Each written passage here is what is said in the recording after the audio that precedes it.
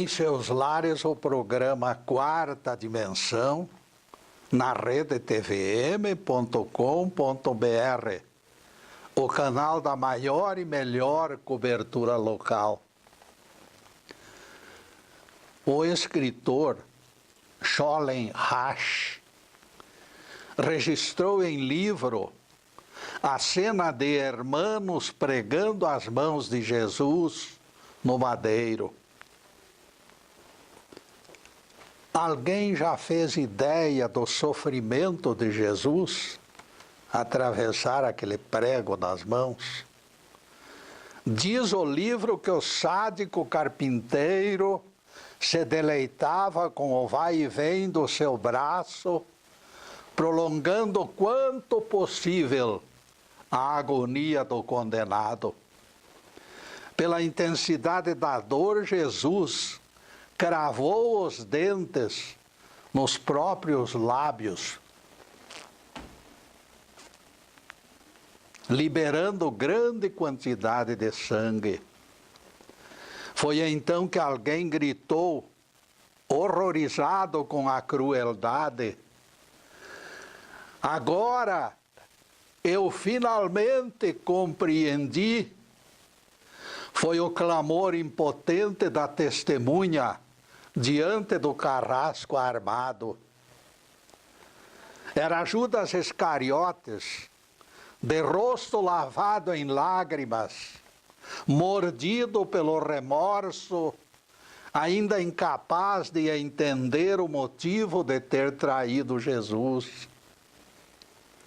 Ouvindo o grito, o mestre ergueu o rosto e viu Judas, angustiado, mostrando sinais de arrependimento, e a autêntica alegria paralisou por momentos a sua própria dor.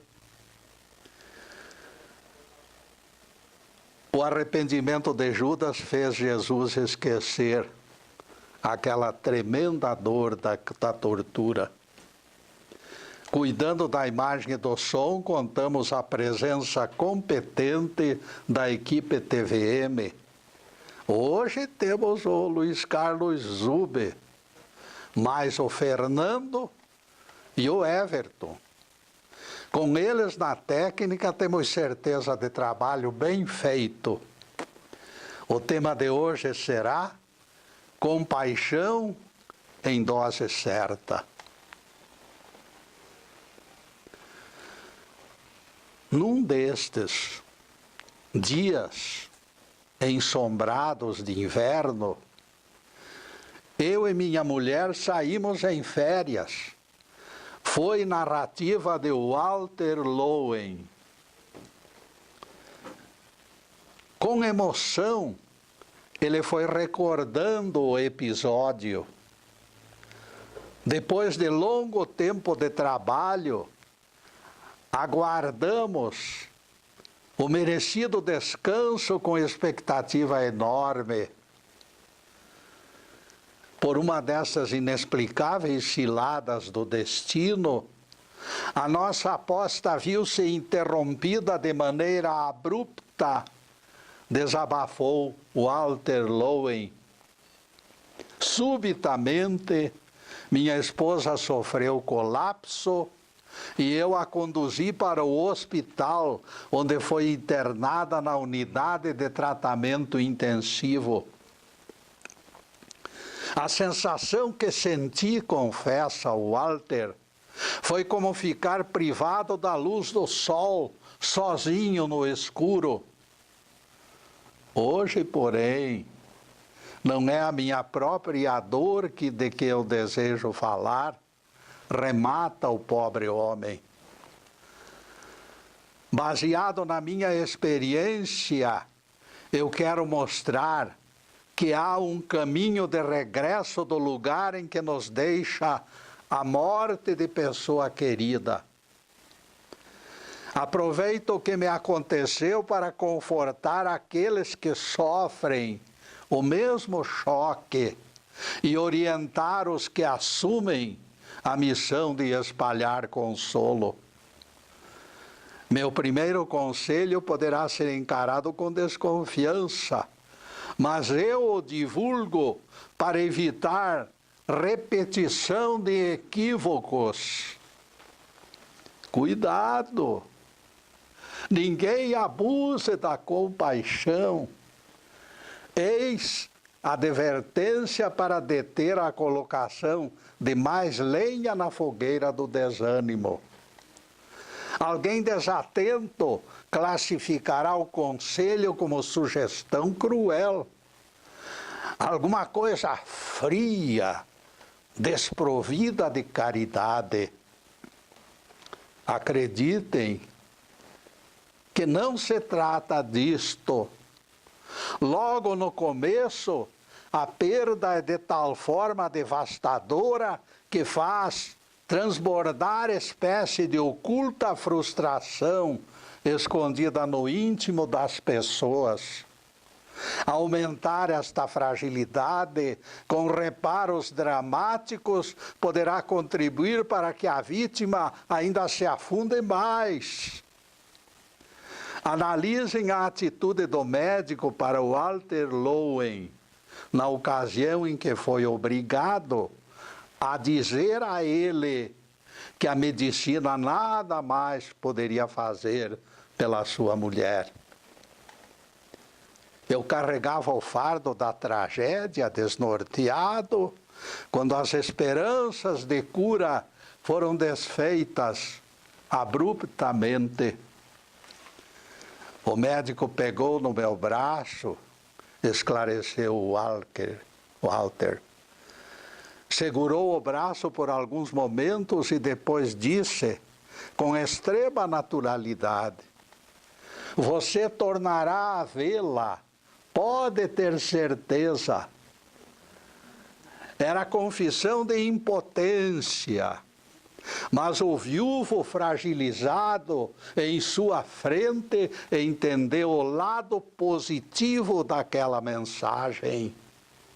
Aquele médico abdicou do direito de iludir e apelou para o maior talismã que o Cristo revelara. Você tornará a vê-la, pode ter certeza. Dizendo estas palavras, ele afastou de maneira profissional, sem outros comentários que não passariam de sedas rasgadas e promessas impossíveis. O gesto do médico sem retoques.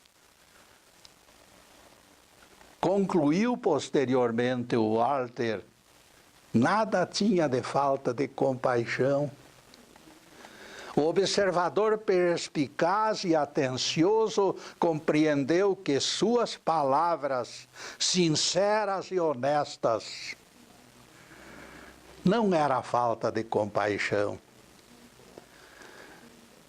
Elas acordaram Walter Lowen para o fato incrível de que não existe morte, existe apenas o amanhã. Afinal, o cristão precisa e deve encarar o desencarne como algo tão natural e tão milagroso como nascer e aproveitar cada minuto da vida.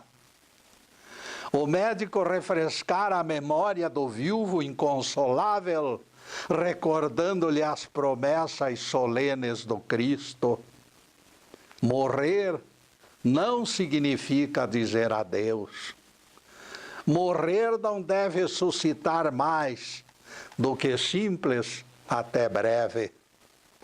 Onde está, ó morte, a tua vitória? Foi o grito do apóstolo Paulo, negando dobrar a espinha na presença da tirânica ceifadeira. E Paulo completa o seu desafio. Onde está, ó morte, o teu galardão?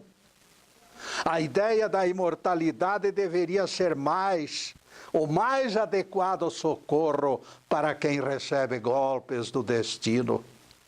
No meu caso, diz Walter Lowen, As palavras do médico me levaram a considerar a minha separação de Selma como algo temporário. A minha crença na imortalidade forçosamente teria que expressar esta grande verdade. A minha crença na imortalidade não deveria ter sido desprezada naquele momento de confronto. Talvez por coincidência, alguns amigos de Walter lhe mandaram flores plantadas em vasos, ao invés de cortadas e entregues em feixes. Com certeza, eles foram inspirados, colocando em suas mãos imagem singela da continuidade da vida. Rosas cortadas dos galhos têm breve florescer. Como poderemos ter absoluta certeza da vida eterna? Pergunta o cético desconfiado, incapaz de ler nas entrelinhas. Eu não vejo sua forma, seu conteúdo, sua realidade. Vida eterna tem sido promessa de pregadores. De minha parte, eu ainda não estou convencido, proclama o cético. E aqui cabe uma pergunta a esta figurinha desatenciosa. Você acaso já enxergou a forma do amor, a forma da fé, da integridade e de todas as demais qualidades que enfeitam e valorizam a vida? Os resultados das virtudes humanas se encontram por toda parte, apesar de jamais alguém ter visto suas formas. O vento bate forte em sua casa e você não enxerga o vento. Nem por isso ele deixará de ser esta força que todos conhecemos. A doçura do carinho e do amor, pelo fato de ser silenciosa, como brisa, não constituirá empecilho de que seja real.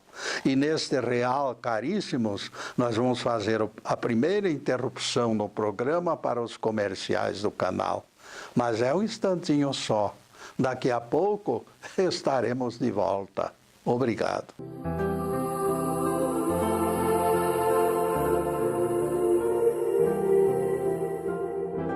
E já estamos no segundo bloco do programa Quarta Dimensão e convidamos vocês para acessar o nosso site. Ele já está na telinha, por gentileza do Zube, está lá. E não esqueçam as 140 palestras que se encontram no YouTube, dia e noite, à disposição dos telespectadores. Dentre nossos programas, a palestra Jesus ordenou trabalho no sábado é o campeão de visualizações. Valerá a pena assistir pelas revelações inéditas que esta palestra contém. E agora a continuação do tema Compaixão na dose certa. O afastamento pelo desencarne de alguém amado não consegue destruir o amor na memória de quem ama. Pelas lembranças, o amor pode continuar indiferente à falta da voz e do toque de mãos. Por mais importantes que tais coisas sejam, acima de tudo, o cristão não pode alimentar estas ideias materialistas, dando forças ao ateísmo que proclama a inexistência do espírito. Imaginem o ateu assistindo a cena de um cristão inconformado com a vontade do Pai Celestial, que permitiu o desencarne de pessoa querida.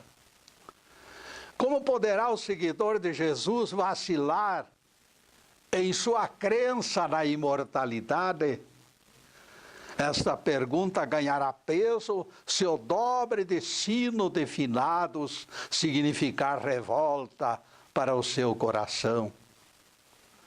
É a crença na imortalidade que nos fornece a certeza de que nos reencontraremos com aqueles que nos deixaram.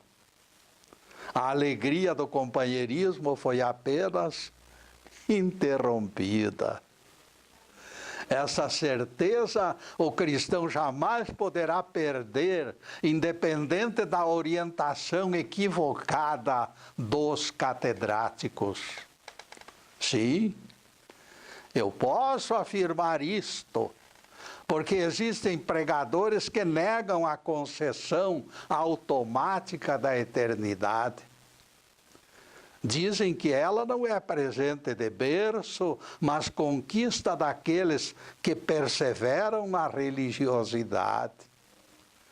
E eu lhes faço perguntas suficientemente óbvias.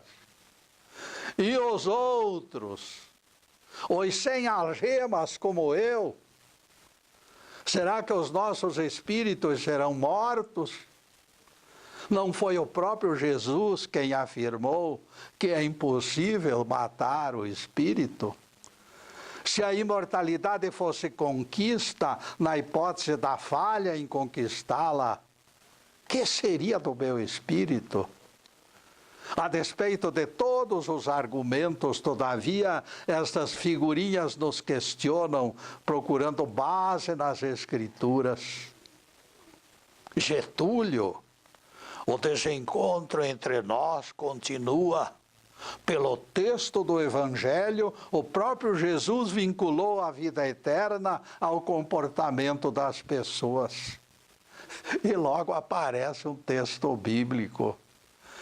E o trecho do evangelista Mateus é o seguinte: e todo aquele que por amor do meu nome deixar casa, irmãos, pais, filhos e campos, terá de volta em dobro, tudo em dobro, e possuirá a vida eterna.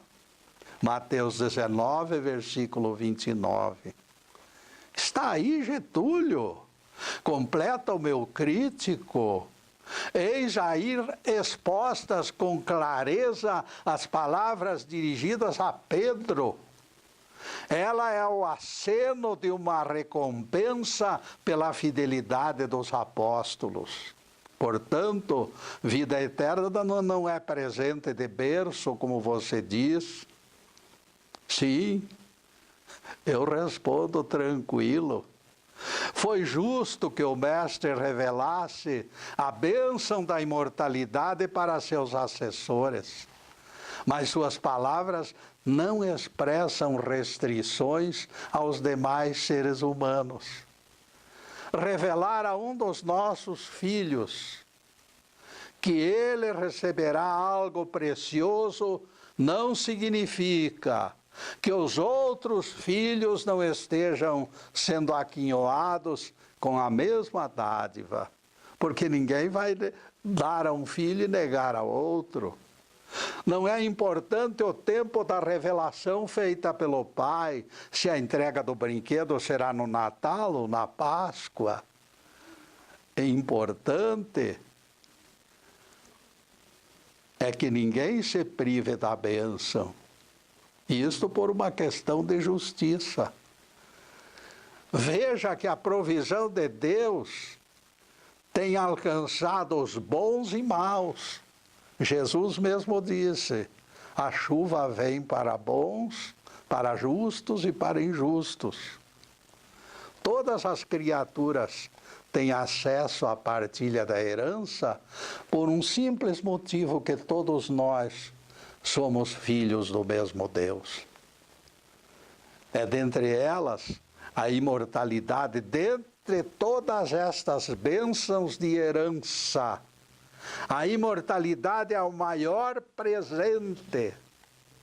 Não pode constituir privilégio de alguns, porque estes alguns estão acocorados diante de altares. Eu não percebo nas palavras do nosso Rabi qualquer restrição ao conjunto de promessas feitas pelo Pai Celestial. Antes, pelo contrário, já salientei e reafirmo que a imortalidade deveria se encontrar constantemente na boca dos pregadores, como cláusula pétrea. É importante e oportuna a indagação. Alguém recebeu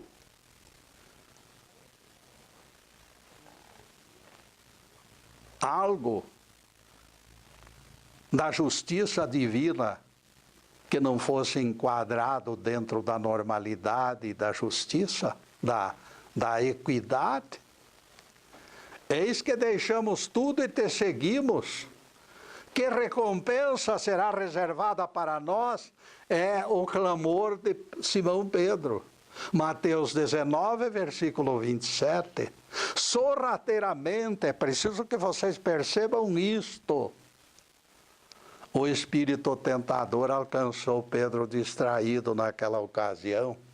Reclamando recompensa, suas palavras desafiavam o mestre. Não me consta que o prêmio tenha sido vinculado ao sacrifício deles, porque o mestre jamais permitiu troca-troca. Isto não se encontra nos moldes de relacionamento do Nazareno com os apóstolos. Vejam uma coisa muito importante. O que foi dito a Lures em termos de lição para os discípulos. Quando tiverdes feito tudo, dizei, somos servos inúteis, fizemos apenas o que era da nossa obrigação. Lucas 17, versículo 10, palavras de Jesus. Simão Pedro atravessara o sinal vermelho, portanto, quando pleiteara a recompensa. Sua manifestação era passível de um corretivo. Analisando tais palavras, cresce a nossa convicção que a resposta de Jesus a Pedro sobre a vida eterna foi censura ao apóstolo interesseiro. Jesus não costumava amaciar egos. Suas palavras representaram, mais do que tudo, a reprovação ao desabafo mercenário de Simão Pedro. Jesus acrescentou a palavra vida eterna, meus amigos, para mostrar o quanto ele estava sendo ingrato. Ele recebera o maior prêmio do mundo, a vida eterna, e estava se queixando. Acaso Simão esquecera que não por merecimento, mas por misericórdia, o Pai Eterno fizera imortal todos os seus filhos? O prêmio no cristianismo, meus caros, sempre foi e sempre deverá ser a consciência do dever cumprido. Rituais místicos de qualquer natureza jamais terão qualquer influência para o alcance da imortalidade. Semelhantes a Simão Pedro, alguns pregadores espalham equívocos para a valorização do seu grupo e do seu cofre. Eles usam o toma lá da cá como usa a sociedade mundana. Repetem Simão Barjonas. Que recompensa será reservada para nós? Perguntam eles. Está lá em Mateus 17, 27, palavras de Simão Pedro. Diante da confissão de cobiça, Jesus mostrou que o apóstolo recebera mais do que o merecido. E neste merecido, caríssimos, nós vamos fazer mais uma pequena interrupção em nosso programa para os comerciais do canal. Mas é um zais. Daqui a pouco estaremos de volta. Obrigado.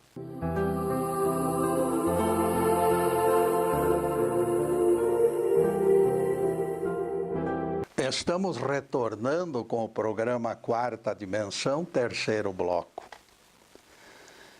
Quando estabelecemos restrições em torno da compaixão, deixamos claro, tais restrições não podem ser maiores que advertências para evitar mais lenha na fogueira.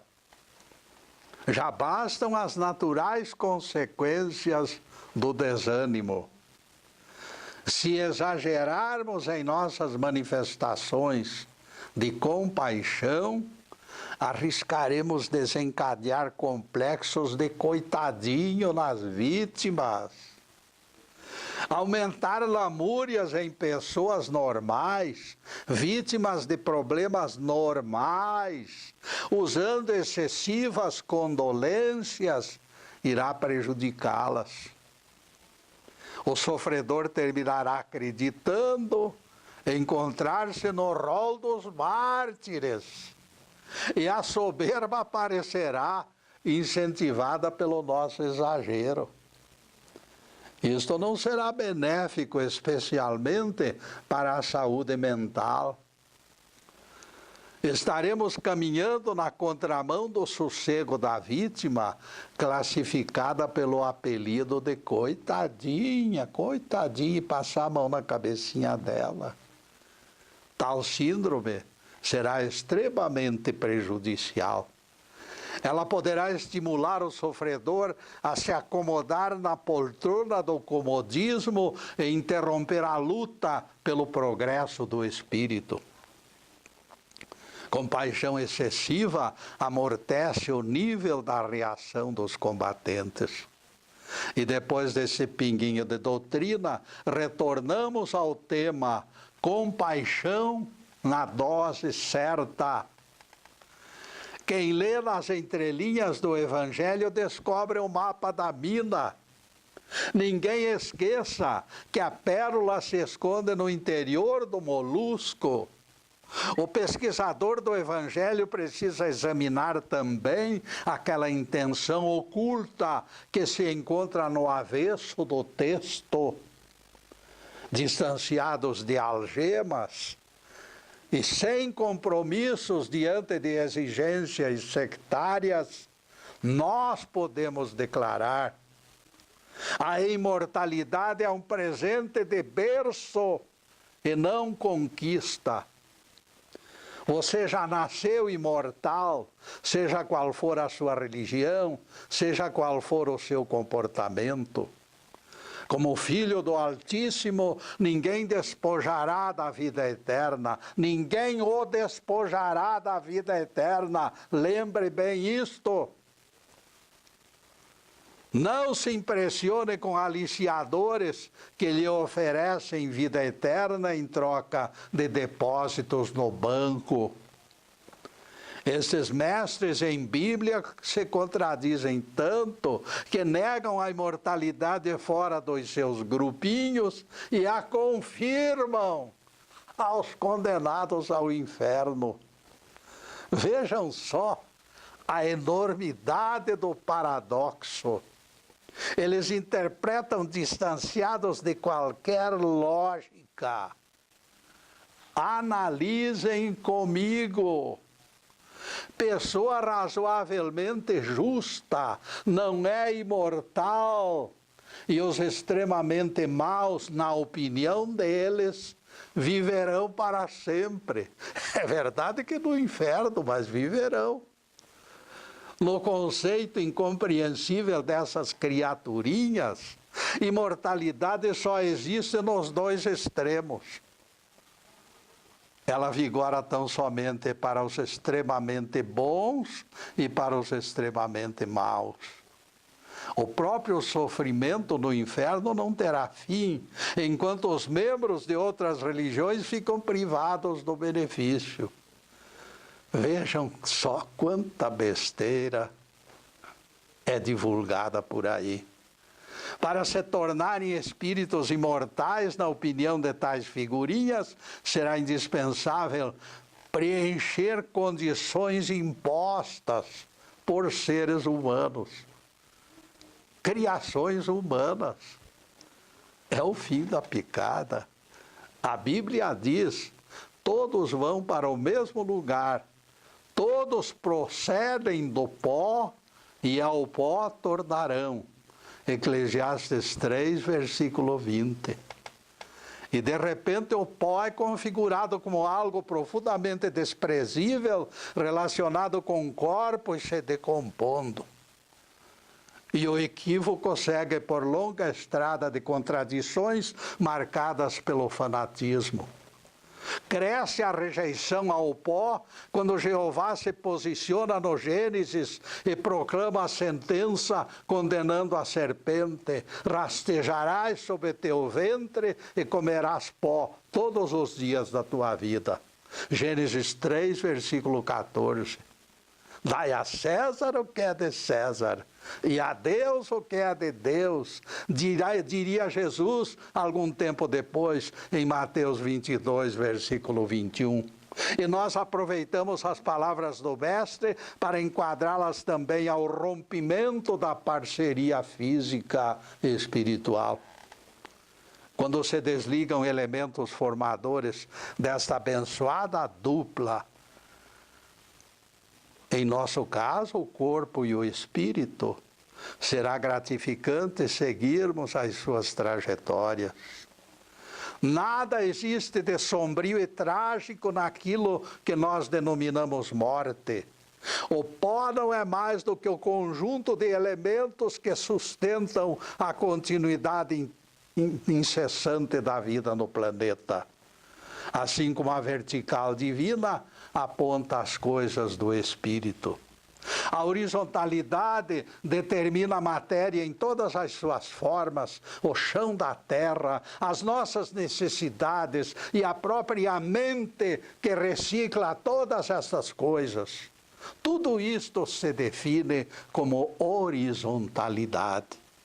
A horizontalidade é o supremo teste que determina o quanto nós crescemos e o quanto estamos em condições para confrontar provas inevitáveis, porque as provas constituem condição inerente à própria vida. Por isso, em todas as situações, o bem-estar ou o mal-estar será o teste seguro do nosso grau evolutivo. Ninguém fique colocando lenha na fogueira dos queixumeiros de plantão, exagerando nas condolências, pois vai fragilizá-los ainda mais. A própria compaixão deve ser praticada com cautela. Será falta de maturidade entregar-se em desespero, maldizendo a vontade do nosso Pai Criador. Valem as palavras inspiradas do patriarca Jó: Deus deu, Deus tirou, bendito seja o seu santo nome. Dai ao pó o que é do pó e ao Pai das alturas o que lhe pertence. Ninguém jamais esqueça que o pó é a terra-mãe, que se renova sempre. A terra-mãe é responsável pelo crescimento e pela renovação da vida, da qual múltiplos elementos químicos são indispensáveis ao viver. No conceito de alguns, pó representa lixo, pó representa nada. No âmbito da criação divina, porém, o pó agrega valores e continuará simbolizando algo no esquema evolutivo. Com reverência e respeito, será coerente devolver aqueles corpos da parceria sem revolta e sem desespero.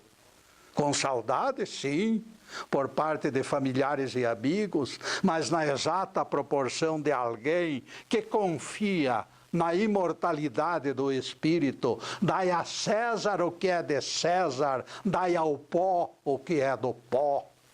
Entreguemos a Deus o que a Deus pertence. O livro Eclesiastes é bastante claro no seu derradeiro capítulo. O pó volte à terra como era e o espírito volte a Deus que o deu. Eclesiastes 12, versículo 7. Se a Bíblia diz volte à terra, não é possível entendermos que este repasse não represente algo também valioso. As comadres na minha terra natal, quando presenteadas com pires de marmelada pela comadre vizinha, nunca devolviam o pires vazio. Era costume retribuir a gentileza. Pedaço de doce de abóbora seguia agregado ao pires. Quando o corpo que foi santuário do Espírito Santo é devolvido à terra, ele se transforma em elementos transformadores para novas vidas.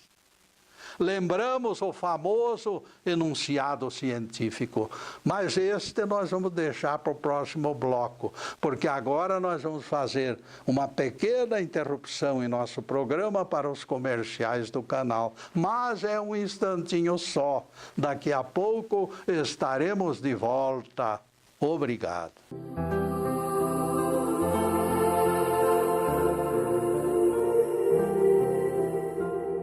E atingimos o último bloco do programa Quarta Dimensão. O tempo passou rápido como um foguete. E coloquem na agenda, sexta-feira é nosso dia de encontro. Agora, a partir das 16 horas, das sextas-feiras, nós sempre estaremos aqui, ao vivo e a cores. Na próxima sexta-feira focalizaremos outro tema ligado à Bíblia e especialmente aos Evangelhos. Em seguida, os últimos questionamentos sobre o assunto de hoje: compaixão na dose certa. A frase que eu anunciei no bloco passado é esta: nada se cria, nada se destrói. Tudo se transforma, como disse o cientista. Se a própria matéria se planta e se colhe na abundância que nos concede o nosso Deus, alguém terá dúvidas quanto à imortalidade? Somos imortais porque o Espírito que nos deu vida é Espírito eterno, feito pelo Eterno. Deus não é Deus de mortos, mas sim de vivos. Se o Pai das alturas nos lançasse inertes e inconscientes numa sepultura fria, estariam sendo negadas as palavras de Jesus: quem não participa das atividades seculares do mundo, pelo menos as enxerga, e pelo menos que as enxergue. Este infeliz está morto, completamente morto. Se nós somos o nosso corpo e vamos lá ficar milênios dentro de uma sepultura, nós somos mortos e não vivos. Este corpo é um corpo sem vida. O nosso entendimento de que o corpo, o verdadeiro corpo que nos alimenta a vida eterna é o Espírito, entendendo assim, tudo se esclarece. Corpo desligado do Espírito não continua vivo. Em nosso enfoque espiritualista, somente o corpo é descartado e volta ao pó para ser reintegrado à natureza. Portanto, nem ele morre. Ele continua integrado à natureza para a formação de novos corpos. Nosso espírito, meus amigos, já nasceu imortal. Como quem não quer nada, o Crispim se aproxima devagar, emitindo lampejos de malícia por todos os poros.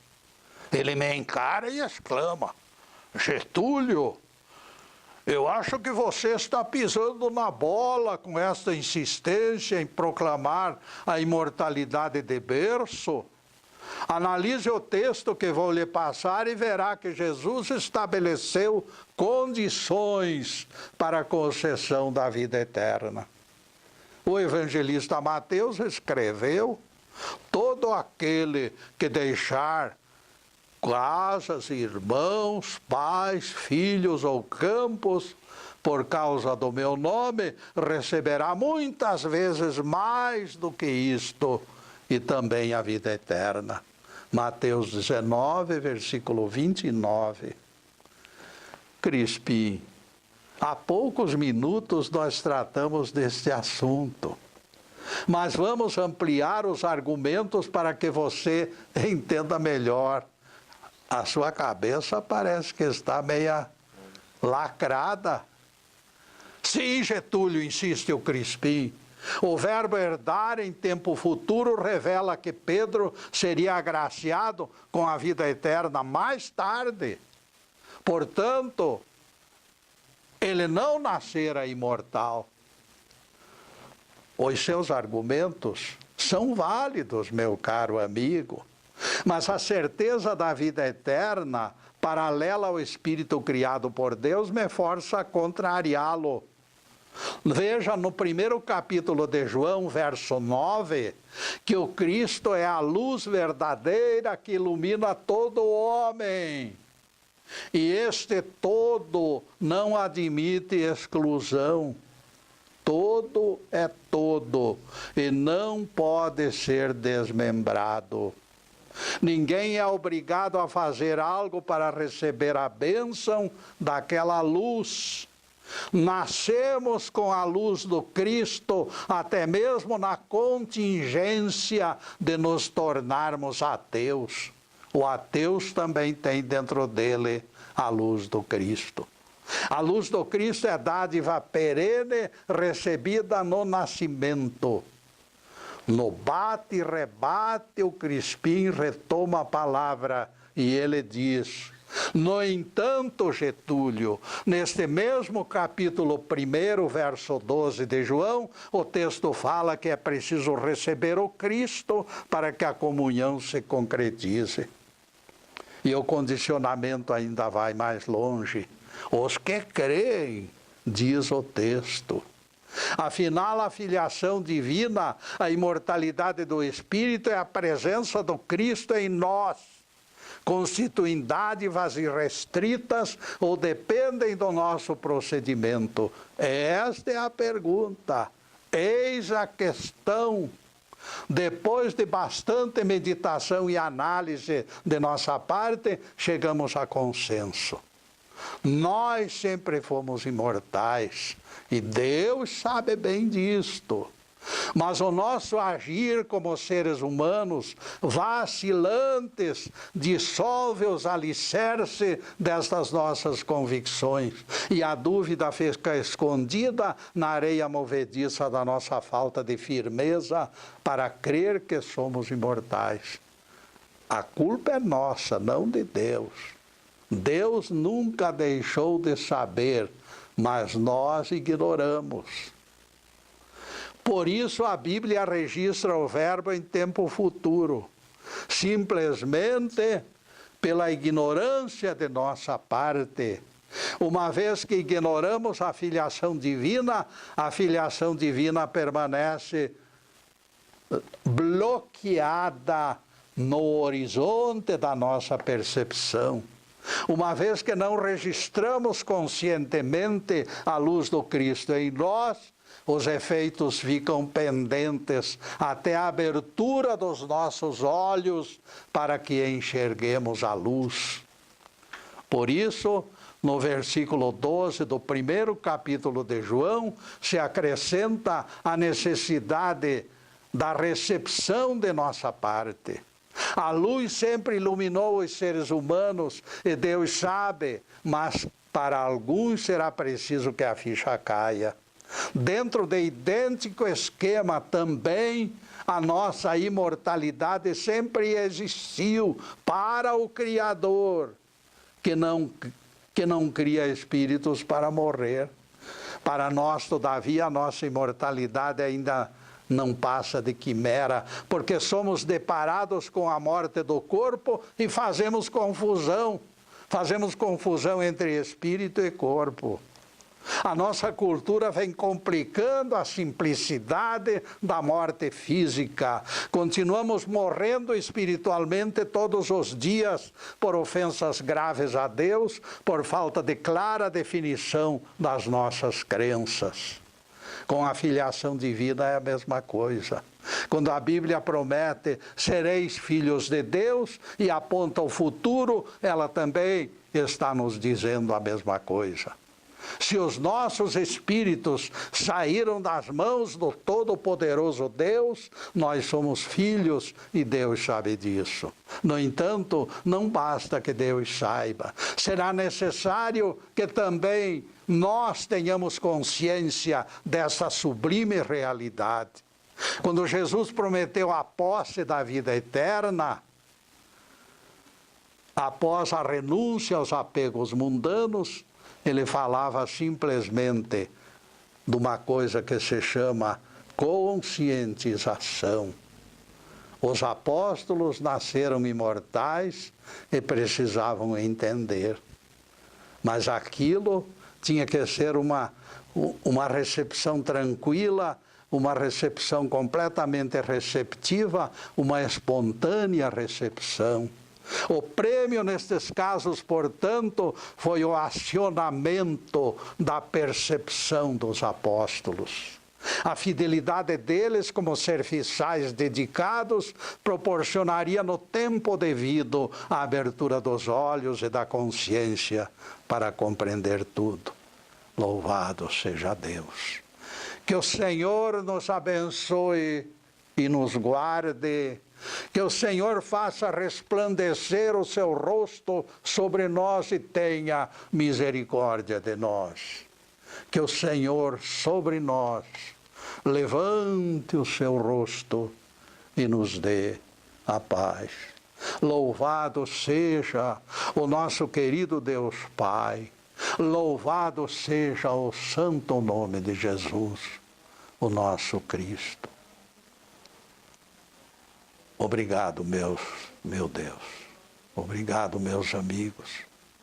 E que as bênçãos divinas se derramem sobre todas as criaturas, especialmente aquelas que estejam sintonizadas conosco. Que a paz, prosperidade, saúde e alegria neste novo ano que está correndo de 2018 possa verdadeiramente trazer harmonia para este planeta tão conturbado. Muito obrigado, meus amigos. Muita paz e muito amor no coração. Boa noite.